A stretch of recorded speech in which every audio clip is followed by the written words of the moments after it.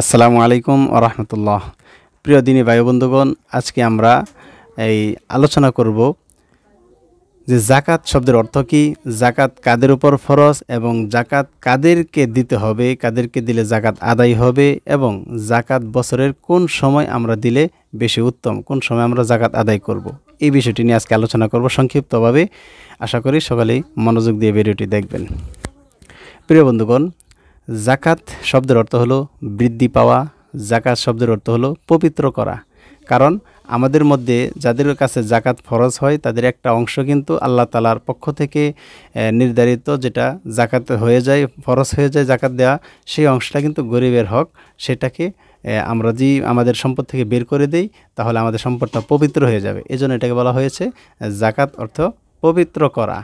কেননা সেই জাকাতের যেই নির্ধারিত অংশটা আসে সেটা আমার হক না, সেটা আমার মাধ্যমে আল্লাহ তাআলা গরিবের জন্য রেখেছেন, যেটা আমার জন্য বৈধ নয়। যেহেতু আমার জন্য বৈধ নয়, সেই হিসেবে আমার সম্পদ থেকে সেটাকে আলাদা করলে সেটা পবিত্র হিসাবে গণ্য হয়। এই জন্য জাকাত অর্থ পবিত্র করা।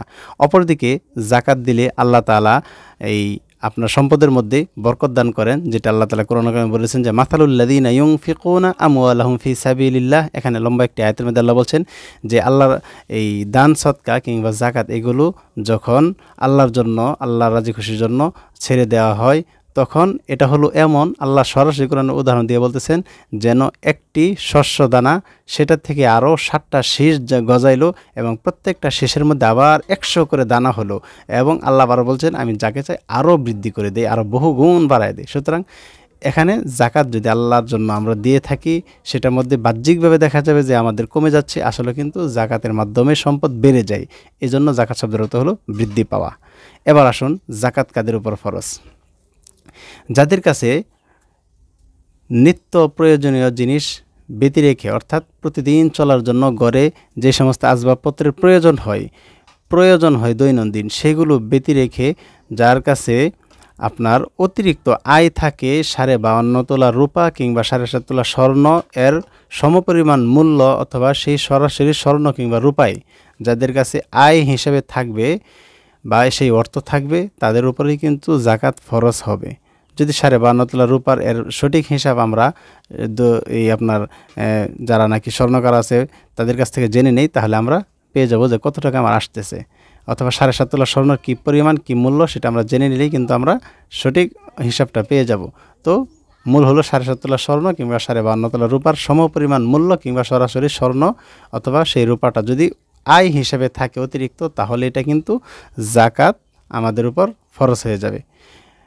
এবং আয়ের উৎস যেটা, অর্থাৎ সরাসরি আয়ের উৎস যে জিনিসটা, যেমন আমার একটা কথার কথা ট্রাক রয়েছে বা গাড়ি রয়েছে, সেই গাড়িটার মাধ্যমে আমি ভাড়া দিয়ে উপার্জন করি, এই উপার্জনের মধ্যে যদি আমার এই পরিমাণ অতিরিক্ত আয় হয়ে যায় তাহলে যাকাত আসবে। আর সরাসরি ওই ট্রাক বা ওই গাড়িটার উপর কিন্তু যাকাত আসবে না, কারণ এটা আমার আয়ের উৎস। তো আয়ের উৎসের মধ্যে যাকাত আসবে না, যাকাত আসবে সরাসরি আয় থেকে। তাহলে তাদের উপরে যাকাত ফরজ হবে। এক কথায় যাকাত ফরজ হলো একজন সুস্থ মস্তিষ্ক প্রাপ্তবয়স্ক মালদার এই নেশাবি পরিমাণ মালের মালিক হওয়ার পর এই সম্পদের উপর তার 1 বছর অতিবাহিত হলে তার উপর যাকাত ফরজ হবে। এবার আসুন, যাকাত আমরা কাদেরকে দেব? যদি আমরা কোরআনে একটা আয়াত দেখি, আল্লাহ তাআলা বলেছেন ইন্নামাস সাদাকাতু লিল ফুকারা ওয়াল মাসাকিন ওয়াল আমিলিনা আলাইহা। এই আয়াতের মধ্যে আল্লাহ স্পষ্ট করে বলে দিয়েছেন কাদেরকে আমরা যাকাতের অর্থগুলো আমরা দিব। প্রথমেই ইন্নামাস সাদাকাতু লিল ফুকারা, ফকির যারা, অর্থাৎ যারা নাকি দিনের কামাই দিয়ে দিনে চলে, এদেরকে বলা হয় ফকির, অর্থাৎ তারা একেবারে দরিদ্র, যদিও মানুষের কাছে হাত না পাতে, কিন্তু যাদের নাকি চলার মতো প্রতিদিন আনে আর খায়, এরকম যারা আছে তারা হলো গরিবের কাতারে। এই ফুকারাও দ্বারা তাদের উদ্দেশ্য, সুতরাং তাদেরকে যাকাত দিলেই যাকাত আদায় হয়ে যাবে। তারপর ইন্নামাস সাদাকাতু লিল ফুকারা ওয়াল মাসাকিন, যারা মিসকিন, মানে মিসকিন বলে যারা একেবারে নিঃস্ব, তাদেরকে আমরা যাকাতের টাকা আদায় দিলে, যাকাতের টাকা দিলে যাকাত আদায় হয়ে যাবে। তারপর ওয়াল আমিলিনা, আমিলিন বলা হয় যারা সরকারিভাবে জাকাতের টাকা মানুষের কাছ থেকে আনার জন্য যে কর্মরত থাকে তাদেরকে বলা হয় আমিলিন। এই জাকাতের অর্থ গ্রহণের জন্য নিয়োজিত যে সমস্ত আমলারা রয়েছেন, কর্মকর্তা রয়েছেন, তাদেরকে বলা হয় আমিলিন। এই আমিলিনদেরকেও জাকাতের টাকা দিলে তাদের সেটাও আদায় হয়ে যাবে। এবার আসুন, ওয়াল মুআল্লাফাতি কুলুবুহুম ওয়া ফির রিকাব। রিকাব বলতে দাসী, অর্থাৎ আগের জামানায় ছিল দাস দাসী ছিল, ওই দাস দাসীকে আজাদ করার সহযোগিতায় যদি তার মালিককে আমরা জাকাতের টাকা দিয়ে তাকে ছাড়িয়ে নিয়ে আসি, আজাদ করে দিতে পারি, সেখানে যদি আমরা খরচ করি তাহলে সেখানেও জাকাতের টাকা আদায় হয়ে যাবে, জাকাত দেয়া যাবে। এরপর আসুন অল গরিমিনা, যারা নাকি ঋণগ্রস্ত, অনেকে আছে ঋণগ্রস্ত, ঋণ দিতে পারে না, তাদের ঋণ যেন হালকা হয়ে যায়, তাদেরকে সহযোগিতা করলে জাকাতের টাকা দিয়ে তাহলে সেখানেও জাকাত আদায় হয়ে যাবে। এরপর অফি সাবিলিল্লাহ, যারা আল্লাহ রাস্তায় জিহাদে থাকে, আল্লাহ রাস্তায় যারা থাকে জিহাদের মধ্যে, ওই আল্লাহ রাস্তায় থাকাকালীন ব্যক্তিদেরকেও জাকাত দিলে জাকাত আদায় হয়ে যাবে, যদি তাদের বাড়িতে অনেক অর্থ সম্পদ থাকে, কিন্তু আল্লাহ রাস্তায় থাকাকালীন এই আল্লাহ রাস্তায় যারা জিহাদে আছে তাদেরকে জাকাত দিলেও জাকাত আদায় হয়ে যাবে।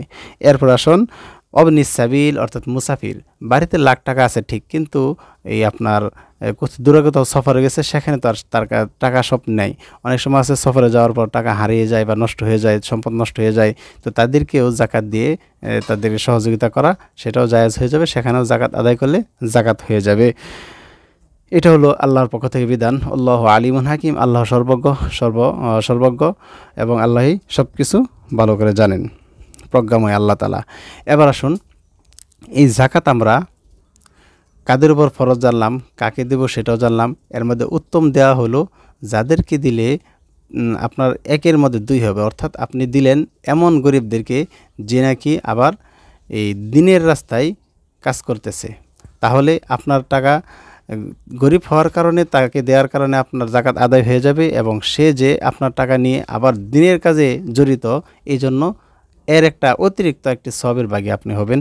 তখন দেখা গেল দুইটা সওয়াব হবে, একটা হলো জাকাতের টাকা দেওয়ার কারণে সে উপকৃত হয়েছে, এই জন্য আবার এই লোকটা এলমে দিন শিখতেছে বা কিংবা দিনের কাজে জড়িত, সেদিক দিয়ে একটু সহজ হচ্ছে, এই জন্য দিনের কাজের কারণে আরেকটা ভাগ আপনার কাছে আসবে। সোজা কথা, মাদ্রাসায় যদি গরিবদেরকে দেওয়া হয় তাহলে এই ডাবল সবটা পেতে পারি।